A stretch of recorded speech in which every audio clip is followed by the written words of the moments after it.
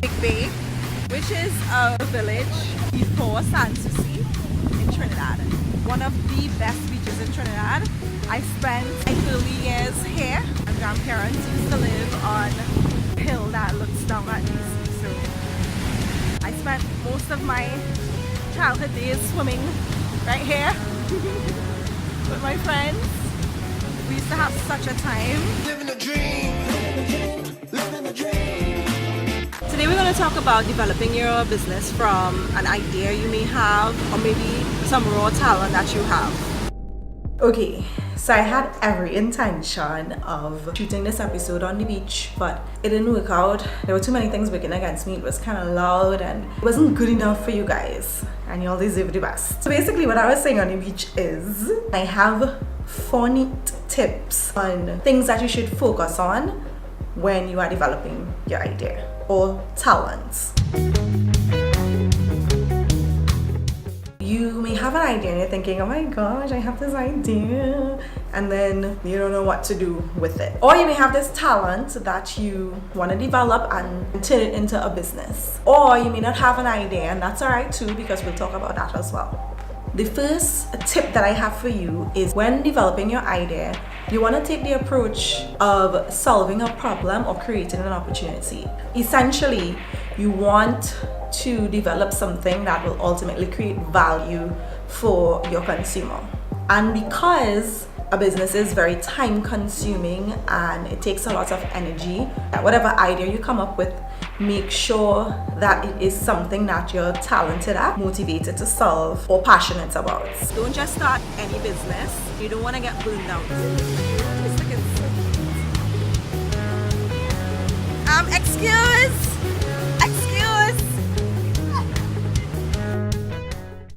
How do I come up with an idea if I want to get into business but I have no idea what to do?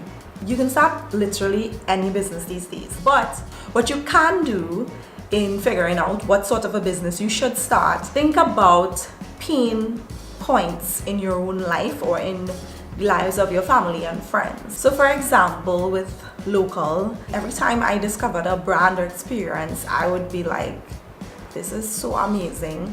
How many more brands or experiences are out there that I am yet to discover, and where are they? And I realized that Google can barely help me.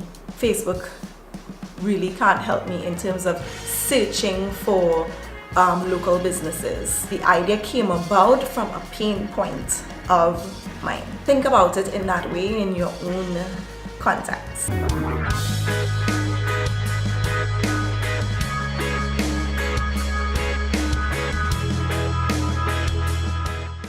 This brings me to point number 3, which is having a unique value proposition for your idea. We'll get into this in more detail in a future episode, but keep it in mind, unique value proposition. And basically the idea is that you don't need to reinvent the wheel. You don't need to have the most original and innovative idea.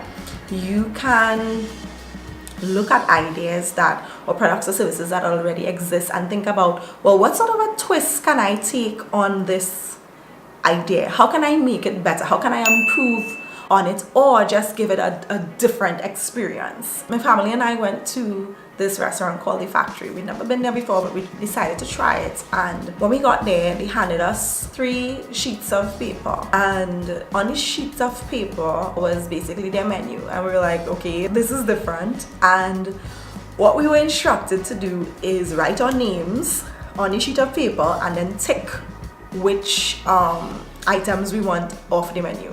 So we did that. We handed the sheets of paper over to the waitress, and then when our food came, our names were written on the plates. So the waitress didn't have to go about saying, well, who ordered the broccoli, but rather she was calling out names. So Jackie, Johnson, you know what I mean? And I found that to be so cool. I was like, this is such a unique experience. It's a unique twist on an idea, on a service that's been around forever, a restaurant.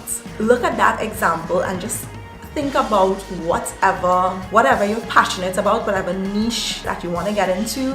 What sort of a different experience can I add to this? And that is really what unique value proposition is all about.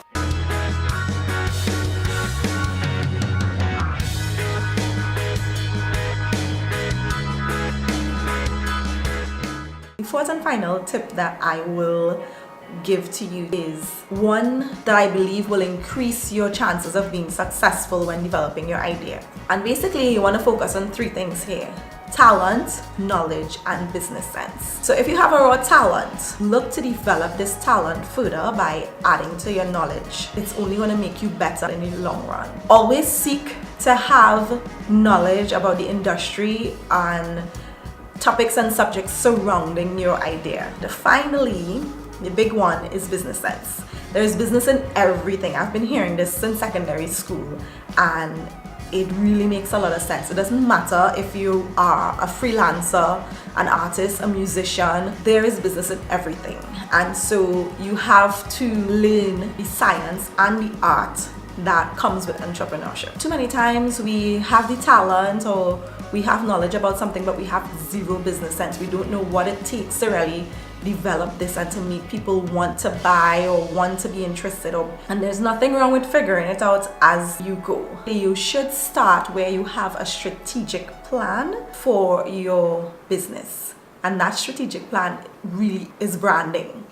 So yeah, that's pretty much it. Let me know if you all want more information on how to come up with an idea if you have no clue what to get into in business. I hope you enjoyed this video. Like it if you do and share it with a friend. Don't forget to subscribe and click on the notification bell so that you know when I've posted a new video. Thank you so much for being here. I'll see you in the next one.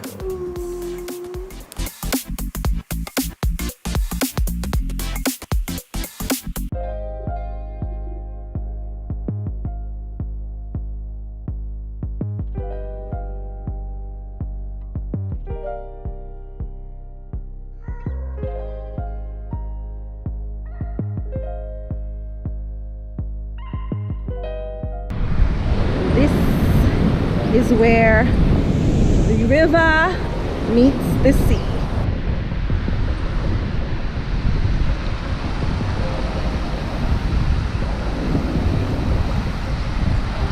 It really is one of the best beaches in Trinidad.